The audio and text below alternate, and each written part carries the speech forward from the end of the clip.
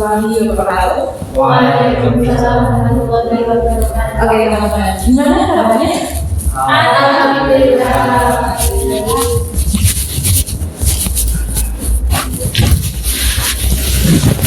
Sebelum kita memulai pembelajaran pada hari ini, alangkah baiknya kita berdoa terlebih dahulu. Kepada ketua kelas, semoga bisa menyiapkan. Duduk siap gerak, doa mulai. Selesai. Beri salam. Assalamualaikum warahmatullahi wabarakatuh. Sudah lama tidak bertemu dengan saya ya. Kemarin lebaran sempat ada yang keluar kota. Ya Bu, Oke, kota kemana? ke bagian timur. Untuk Pada hari ini kita akan bertemu di materi kebutuhan dan kelangkaan. Mungkin teman-teman sudah tidak asing ya dengan kata kebutuhan dan kelangkaan. Selanjutnya itu lupa untuk mengakses kepada Mas Farid. Oke. Lain Anissa Diati, Kurniawati, Icari Agami, Niken Marcelina Asih, Muhammad Alja Injari, Nisfi Layu Mubarak, Sugeng Riyadi. ya Bu. Hari ini ada yang tidak hadir. Bayu. Oh, ya, kursinya pasti. Langsung saja teman-teman.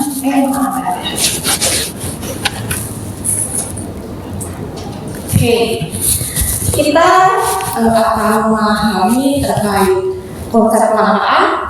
Yang kedua itu jenis kebutuhan dan faktor kelangkaan.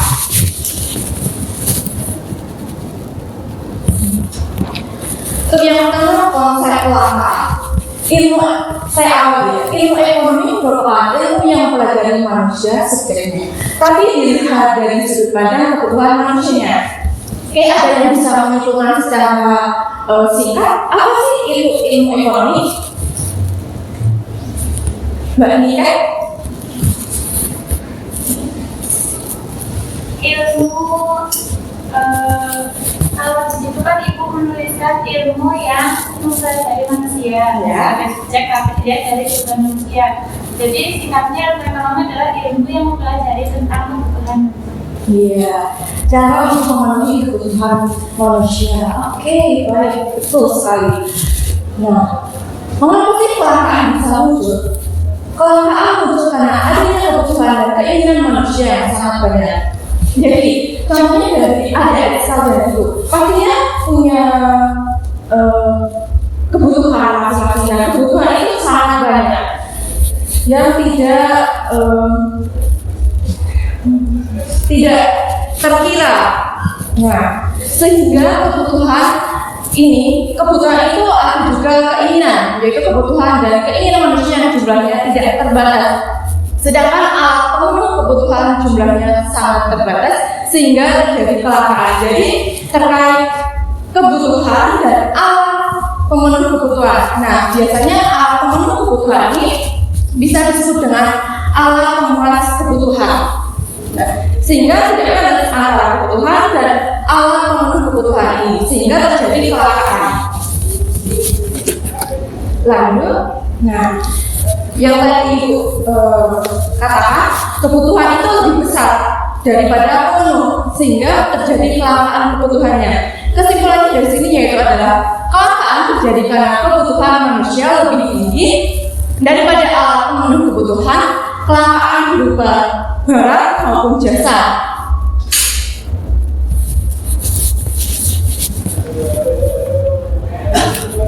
Ya, di sini ada 4 jenis kelangkaan. Yang pertama, ya, yang kedua ini adalah kelangkaan sumber daya modal. Yang ketiga, kelangkaan sumber daya alam. Yang keempat atau yang terakhir adalah kelangkaan sumber daya kewirausahaan. Yang pertama sumber daya manusia. Nah, itu terjadi kelangkaan karena kenapa kok bisa? Nah, contohnya ini adalah perusahaan yang membutuhkan karyawan di bidang tertentu, namun ada di bidang tertentu itu sulit atau minim. Jadi SDA itu kurang. Nah, yang kedua itu adalah kelangkaan modal. Di sini perusahaan memiliki atau ingin membeli mesin baru untuk memproduksi lebih banyak, namun modal yang dimiliki tidak cukup. Jadi perusahaan itu ingin menambah mesin contohnya, tetapi modalnya itu kurang. Jadi perusahaan itu bingung terkait menambah karyawan atau menambah mesin, tetapi produksinya akan banyak. Nah, yang ketiga adalah kelangkaan SDA. Kelangkaan SDA itu adalah kelangkaan sumber daya alam. Nah, contohnya itu adalah saat peningkatan harga bahan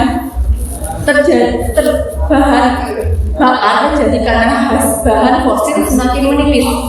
Nah, yang keempat itu adalah kelangkaan sumber daya kewirausahaan. Nah, jumlahnya kurangnya jumlah wirausaha di negara atau di luar negara dan sumber daya kewirausahaan yang tersedia.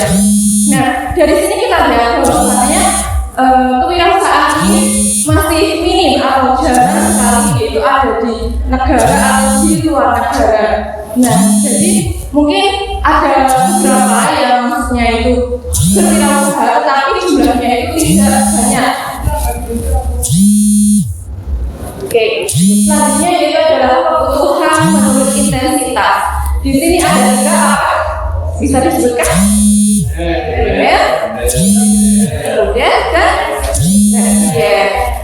Nah, kebutuhan primer yaitu kebutuhan yang bersifat paling dasar bagi kehidupan individu manusia. Nah, kebutuhan primer ini ada apa aja? Ada pangan dan pakan. Ya, sandang itu meliputi pakaian. Nah, pangan itu meliputi makanan, minuman. Sedangkan pakan itu adalah tempat tinggal. Nah, jadi kebutuhan primer itu merupakan kebutuhan yang paling pokok. Nah, yang kedua itu adalah kebutuhan sekunder. Kebutuhan sekunder adalah kebutuhan di luar primer, sehingga peran sekunder tidak mengancam manusia. Jadi kebutuhan sekunder ini adalah kebutuhan yang di lain primer. Tadi apa? Sandang, pakan, pangan. Nah, yaitu contohnya adalah transportasi dan fasilitas atau budget. Nah, jadi transportasi misalnya ada ini kan kebutuhan transportasi ya untuk ke sekolah. Nah, kemudian fasilitas dari adik-adik itu juga membutuhkan fasilitas memadai untuk para yang berkembang. Nah, kemudian gadget, adanya gadget itu kan bisa menambah wawasan kita jika kita menggunakan secara baik dan benar. Oke, selanjutnya itu adalah kebutuhan tersier. Kebutuhan tersier adalah kebutuhan yang sifatnya mewah. Kebutuhan yang sifatnya mewah ini contohnya itu adalah semisal teman-teman memiliki perhiasan atau barang-barang yang mewah. Contohnya kendaraan. Di sini teman-teman ada atau orang tuanya memiliki kendaraan yang mewah. Contoh dari kendaraan mewah. Pajero. Ada yang punya misal Civic Turbo. Ya, contohnya seperti itu. Nah, selanjutnya itu adalah kebutuhan menurut waktu. Di sini ada dua, yaitu kebutuhan sekarang dan kebutuhan masa depan. Kebutuhan sekarang yaitu adalah sifatnya mendesak dan harus tidak bisa dinanti-nantikan. Contohnya yaitu orang sakit. Nah, di sini adik-adik pastinya kalau sakit, orang tua kalian itu pastinya khawatir. Nah, pasti kan akan selalu cepat-cepat ke RS atau periksa. Nah, selain itu juga contohnya yaitu ketika adik-adik itu merasa haus. Kalau haus kalian akan melakukan apa? Minum. Kalau lapar? Makan. Oke, itu sekali. Nah, yang kedua itu adalah kebutuhan masa depan. Kebutuhan masa depan ini bersifat bisa ditunda, tapi harus dipersiapkan dengan sekarang. Nah, contohnya yaitu investasi belajar. Nah, teman-teman adik-adik di sini kan investasi yang dari SMA pastinya akan kuliah. Nah, jadi kalian akan mempersiapkan masuk di universitas yang kalian inginkan. Ya. Nah, investasi ini juga contohnya juga seperti tabungan. Tidak mungkin, tidak bukan kalian pastinya memiliki tabungan ya? Iya. Karena dari kecil, mengapa sih kita harus mempunyai tabungan? Karena tabungan itu sangat penting. Jadi untuk misal ada kebutuhan yang mendesak atau harusnya itu sangat membantu. Oke, selanjutnya itu adalah kebutuhan menurut sifat. Sebelum ini tadi ada kebutuhan apa? Menurut apa? Ayo, yang pertama tadi ada iya, kebutuhan menurut intensitas. Yang kedua adalah kebutuhan menurut waktu. Oke, yang ketiga adalah kebutuhan menurut sifat. Oke, ya. Kebutuhan menurut sifat ini ada dua, yaitu jasmani dan rohani. Di diri kalian itu pasti ada jasmani dan rohani. Jasmani itu adalah kebutuhan yang berkaitan dengan kondisi fisik manusia. Contohnya makan, olahraga, istirahat. Jadi biar tubuh kalian itu sehat, pastinya akan makan dengan makanan yang bergizi. Ya, kalau bisa itu apa makanan pakai sehat? 5. Nah, ya olahraga itu termasuk kebutuhan untuk jasmani. Jadi kalau dari adik-adik itu jarang olahraga, pastinya badan itu akan sedikit kurang nyaman. Ya. Istirahat itu juga termasuk dalam kebutuhan jasmani. Kalau adik-adik itu nggak istirahat, kalian bisa ngantuk. Dan kalau keterusan nggak istirahat bisa sakit dan meninggal dunia. Oke, lanjut. Tadi ada kebutuhan jasmani, sekarang adalah kebutuhan rohani. Kebutuhan rohani yaitu kebutuhan yang berkaitan dengan kondisi jiwa, jiwa manusia. Nah, contohnya adalah ibadah, rekreasi, kebutuhan yang sifatnya terkait kejiwaan. Ibadah, teman-teman adik-adik di sini pastinya itu sebagai umat muslim pastinya beribadah setiap hari. Itu 5 kali dalam sehari. Yang kemudian adalah rekreasi. Mengapa sih kita butuh rekreasi? Karena dari tubuh kita itu kan pastinya ada tekanan dari luar atau dari dalam, sehingga fungsi dari rekreasi itu agar jiwa kita itu kembali segar. Atau biasanya kalau zaman sekarang dibilangnya tadi healing.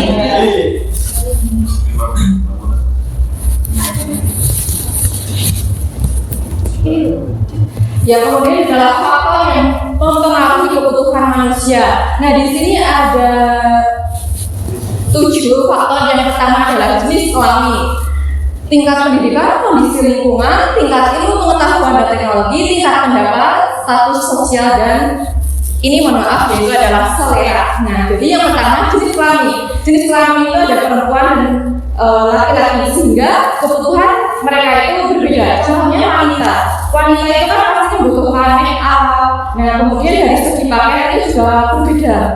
Nah, tingkat pendidikan itu juga menjadikan atau mempengaruhi kebutuhan manusia itu pastinya akan berbeda.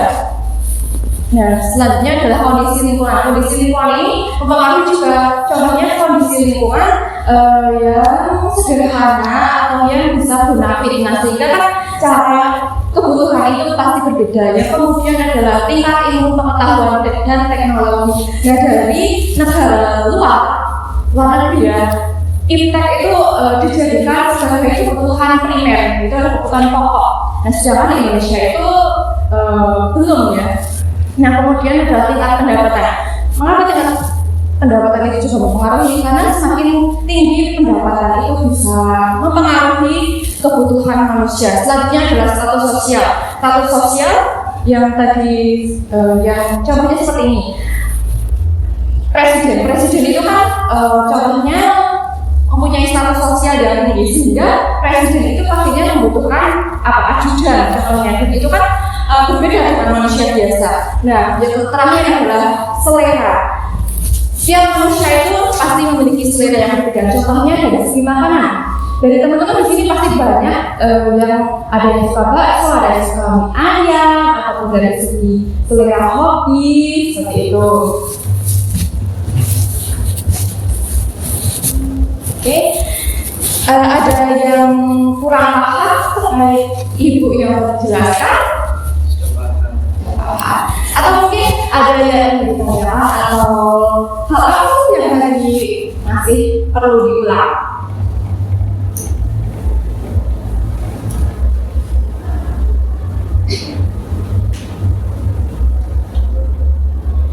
Kalau boleh ibu ulang tadi jenis-jenis selangkah ada apa tadi? Biar ibu tahu bahwasannya kalian itu tadi memperhatikan ibu atau sibuk atau melawan. Ayo coba kamu jadi Mas Anis. Dan ada sebenarnya. Iya. Selanjutnya kewirausahaan. Daya manusia. Manusia dan terakhir daya modal.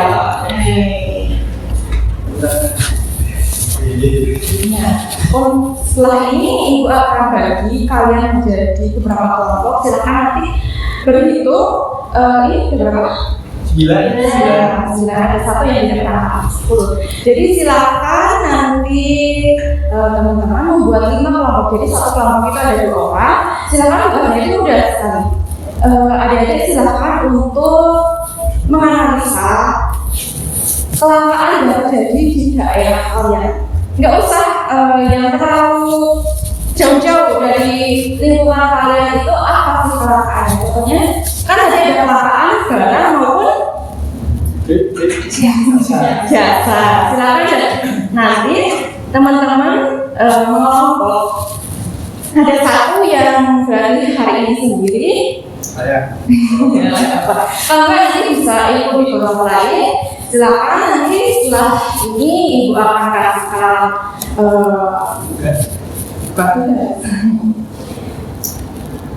formulir. Silakan nanti mengisi. Ibu kasih waktu 20 menit cukup. Oke, silakan bisa berhadapan. Di samping ini. Sama juga ya. Kalau ini ya. Silakan bagi sana bisa ikut suaminya Mas Dedi. Di sini. Ibu kasih waktu 20 menit. Oke, sebelumnya ini waktunya nanti bisa. Ya, terima kasih Bu. Iya, terima kasih.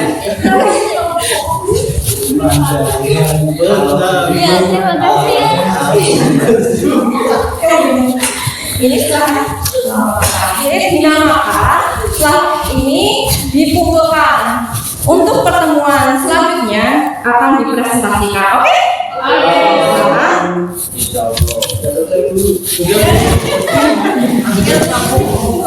Sudah selesai? Bisa dikumpulkan kepada ketua kelas. Nanti sudah mas.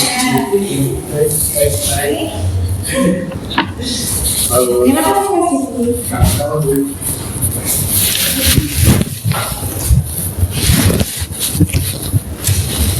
Gimana pembelajaran itu? Apakahnya?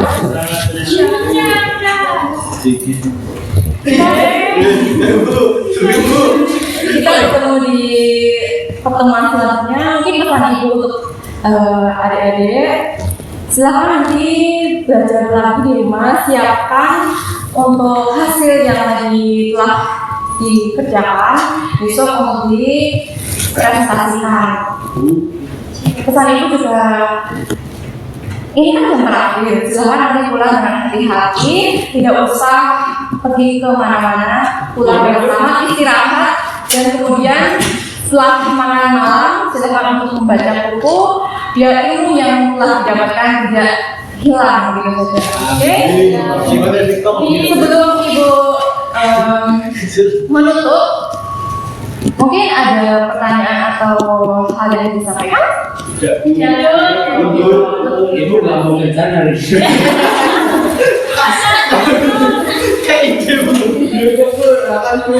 Kita tutup pada pembelajaran pada sore hari ini dengan membaca kafaratul majelis bersama-sama.